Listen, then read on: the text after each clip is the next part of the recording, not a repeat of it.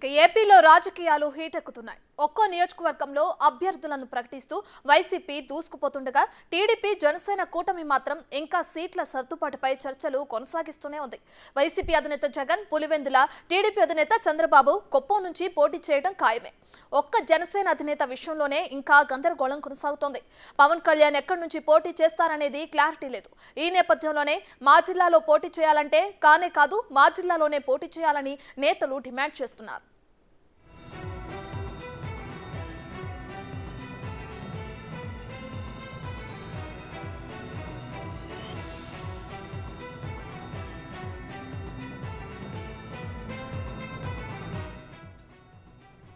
నాలుగు జిల్లాల నాయకులు తమ ప్రాంతంలోనే పవన్ ను పోటీ చేయమంటూ కోరుతున్నారు.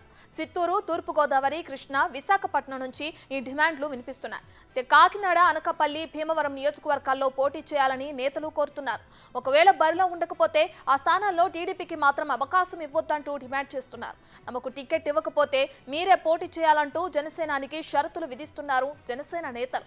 అయితే పవన్ కళ్యాణ్ మాత్రం ఫైనల్ గా కృష్ణా జిల్లాలో పోటీ చేసేందుకు యోచిస్తున్నట్లు సమాచారం. విజయవాడ, తూర్పు, పెనమలూరు రెండింటిలో ఏదో ఒక్క చోట బరిలో దిగేందుకు సిద్ధమైనట్లు తెలుస్తోంది. ఇప్పటికే చంద్రబాబుకు చెప్పినట్లు వార్తలు వినిపిస్తున్నాయి. ఈ విషయంపై విజయవాడ తూర్పు ఎమ్మెల్యే రామ్మోహన్ కు చంద్రబాబు సమాచారం ఇచ్చినట్లు టాక్. దీంతో అసలు పవన్ పోటీ చేసే నియోజకవర్గం ఏదనేది క్లారిటీ రావటం లేదు.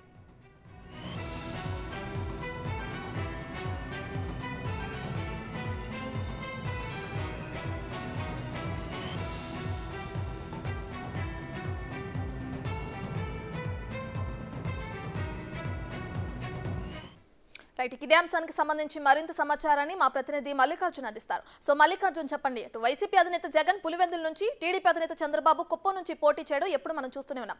అయితే ఇప్పుడు కొత్తగా జనసేన అధినేత పవన్ కళ్యాణ్ ఏ జిల్లా నుంచి పోటీ చేస్తారు అనేది క్లారిటీ రావట్లేదు. దీనికి సంబంధించిన అప్డేట్స్ ఏంటి? విజయవాడ నుంచే పోటీ చేస్తారనే వార్తలు కూడా వినిపిస్తున్నాయి. దీనికి సంబంధించిన అప్డేట్స్ ఏంటి?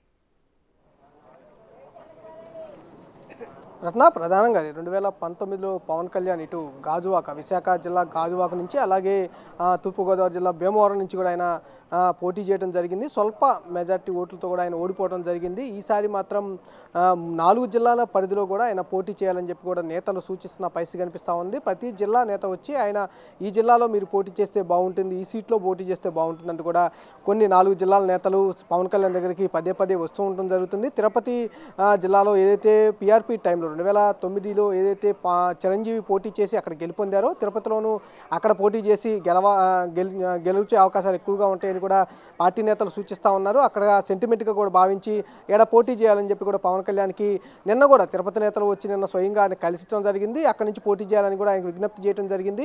కనీసం మీరన్నా పోటీ చేయండి, మీరు పోటీ చేయని పక్షంలో టీడీపీకి మటుకి అవకాశం కల్పించొద్దు, పార్టీలో వేరే వాళ్ళకన్నా అవకాశం కల్పించండి, ఎక్కువ శాతం మీరే పోటీ చేయడానికి చూడండి అంటూ కూడా అధినేత ముందు వాళ్ళు పెట్టిన పరిస్థితి కనిపిస్తూ ఉంది. అలాగే వైజాగ్లో సైతం కూడా అలాగే చూస్తున్న పరిస్థితి కనిపిస్తూ ఉంది. అట్లాగే భీమవరం నుంచి కూడా అక్కడ పోటీ చేయాలని చెప్పి అక్కడ నేతలు, అంటే పశ్చిమ గోదావరి, తూర్పుగోదావరి ఉమ్మడి జిల్లాల నేతలు కూడా ఆయనకు సూచిస్తున్న పరిస్థితి కనిపిస్తూ ఉంది.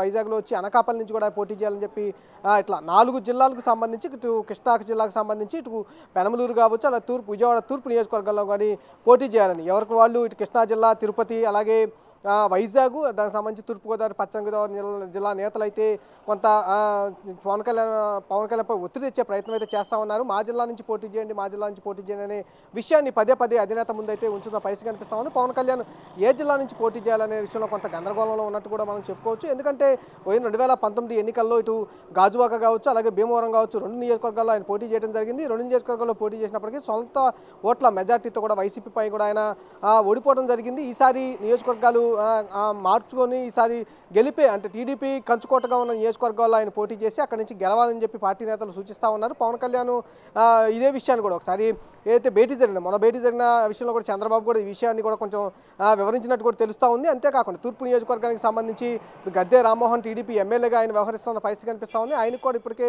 టీడీపీ అధినేత సమాచారం ఇచ్చినట్టు కూడా తెలుస్తుంది. పవన్ కళ్యాణ్ పోటీ చేస్తే కనుక కంపల్సరీగా మీరు సీటు త్యాగం చేయాల్సి వస్తుందంటూ కూడా తూర్పు ఎమ్మెల్యే గద్దె రామ్మోహన్ కూడా ఆయన వివరించడం జరిగింది. చంద్రబాబు సూచించిన మేరకు తప్పకుండా నేను సహకరిస్తానంటూ కూడా గద్దె రామ్మోహన్ చంద్రబాబుకు సూచించినట్లు కూడా మనకు వార్తలు వినిపిస్తున్న నేపథ్యంలో ఏదైతే పవన్ కళ్యాణ్కి సంబంధించి ఎక్కువగా కూడా ఈ పెనమలూరు కానీ తూర్పు నియోజకవర్గం కానీ నుంచి పోటీ చేసే అవకాశం ఎక్కువగా కనిపిస్తున్నట్టు కూడా మనం చెప్పుకోవచ్చు. రత్న. రైట్ మల్లికార్జున్, మీరు చెప్పినట్లు అటు విజయవాడ తూర్పు కానీ పెనమలూరు ఈ రెండిట్లో ఏదో ఒక చోట పవన్ పోటీ చేసే అవకాశం కనిపిస్తుంది. అయితే ఒకవేళ ఈ ప్లేస్లో పోటీ చేస్తే కనుక అక్కడ జనసేనకి సంబంధించి గెలుపు అవకాశాలు ఎంతవరకు ఉన్నాయంటారు?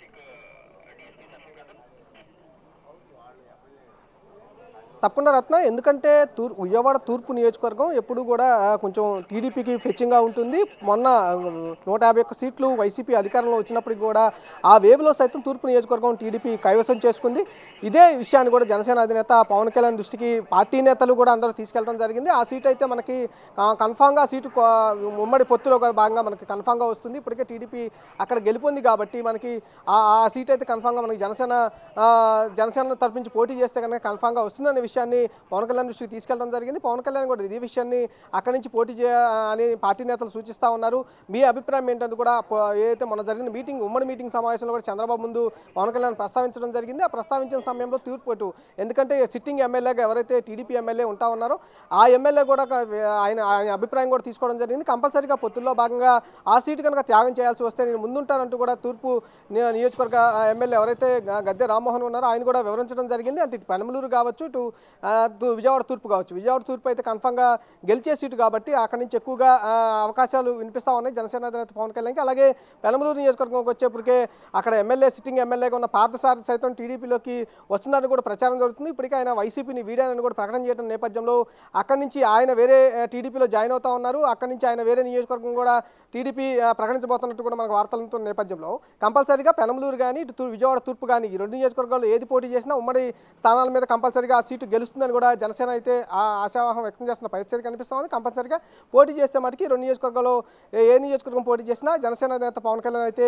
గెలిపే అవకాశాలు ఎక్కువగా ఉన్నాయంటూ కూడా ఇటు టీడీపీ తరపు నుంచి అటు జనసేన తరపు నుంచి కూడా బలంగా వినిపిస్తూ ఉంది. రత్న. రైట్ మల్లికార్జున్, ఇప్పటికే చూసుకుంటే నియోజకవర్గంలో అభ్యర్థులను ప్రకటిస్తూ అటు వైసీపీ ప్రభుత్వం వెళ్ళిపోతుంది, ఈ ఎన్నికల బరిలో ముందుకు పోతుంది. అయితే టీడీపీ జనసేన కూటమి మాత్రం ఇంకా సీట్ల సర్దుబాటుపై ఇంకా చర్చలు కొనసాగిస్తూనే ఉంది. ఈ సీట్ల సర్దుబాటుకు సంబంధించి చర్చలు ఎక్కడి వరకు వచ్చినాయి, దీనికి సంబంధించిన అప్డేట్స్ ఏంటి? రత్న, ప్రధానంగా ఉమ్మడి అయితే పొత్తుగా వాళ్ళు దిగుతూ ఉన్నారు. ఈ నేపథ్యంలో కూడా ఇప్పటికే పలు దఫాలుగా ఇటు ఉమ్మడి మేనిఫెస్టోకి సంబంధించి కావచ్చు, అలాగే పొత్తుల్లో ఎవరెవరు ఎన్ని సీట్ల మీద పోటీ చేయాలనే విషయంతో కొంత క్లారిటీకి వచ్చారు. రేపు 8వ తారీఖు మరోసారి దీనిపై కూడా ఉమ్మడి సమావేశం జరగబోతా ఉంది. చంద్రబాబుతో కూడా పవన్ కళ్యాణ్ భేటీ కాబోతా ఉన్నారు. ఈసారి భేటీలో కంపల్సరీగా ఎవరైతే ఎన్ని సీట్లు పోటీ చేయాలనేది, అభ్యర్థులు ఎవరనేది ప్రకటన చేయకపోయినా సరే ఎవరెవరు ఎన్ని సీట్లు పోటీ చేయాలనే విషయంపై కూడా కొంత క్లారిటీ వచ్చే అవకాశం కనిపిస్తూ ఉంది. ఎందుకంటే ఇప్పటికే జనసేన అధినేత పవన్ కళ్యాణ్ అయితే 35 సీట్లు అసెంబ్లీ స్థానాలు, అలాగే 3 పార్లమెంట్ స్థానాలు ఇవ్వాలంటూ కూడా ఆయన చంద్రబాబు ముందు ప్రపోజల్ పెట్టిన పరిస్థితి కనిపిస్తూ ఉంది. ఎందుకంటే 45 సీట్ల వరకు కూడా ఆయన అడిగినప్పటికీ కూడా 35 సీట్లకు కనీసం ఇవ్వాలంటూ కూడా జనసేన అధినేత పవన్ కళ్యాణ్ అయితే ఆయన ముందు ప్రతిపాదన పెట్టారు. చంద్రబాబు అయితే దీనికి సంబంధించి 28 సీట్ల వరకు అసెంబ్లీ సీట్లు అయితే ఇచ్చే అవకాశం కనిపిస్తున్నట్టు కూడా ఆయన నుంచి మన టీడీపీ వర్గాల నుంచి కూడా సమాచారం అంతా ఉంది. అలాగే 3 ఏదైతే పార్లమెంట్ అడుగుతా ఉన్నాడో 3 పార్లమెంట్ కంపల్సరీగా ఇస్తాము, కానీ అసెంబ్లీ సీట్లకు సంబంధించి మటుకి జనసేన అడిగిన సీట్లు అయితే కొంచెం ఇవ్వలేని పరిస్థితి ఉంది కాబట్టి కంపల్సరీగా 28 వరకు ఇస్తామని వాళ్ళైతే టీడీపీ వర్గాల నుంచి మనకైతే సమాచారం ఉంటుంది. 28 సీట్లు అయితే కన్ఫర్మ్ చేసినట్టుగా మనకు తెలుస్తూ ఉంది. రేపు జరిగే 8వ తారీఖు జరిగే భేటీలో అయితే కొంత క్లారిటీ అయితే వచ్చే అవకాశం కనిపిస్తూ ఉంది. అదేనేత పవన్ కళ్యాణ్ చంద్రబాబు కలిసి కూర్చున్న తర్వాత ఈ సీట్లకు సంబంధించిన పంచాయతీ అయితే తెగే అవకాశం ఎక్కువగా కనిపిస్తూ ఉంది. 28 సీట్లు టీడీపీ, ఇటు 35 సీట్లు పవన్ అడుగుతున్న నేపథ్యంలో ఈ రెండింటి మధ్యలో అంటే 31, 32 మధ్యలో ఈ సీట్ల పంచాయతీ తెగే అవకాశం అయితే ఎక్కువగా వినిపిస్తూ ఉంది. Ratna. Right, thank you Mallikarjun.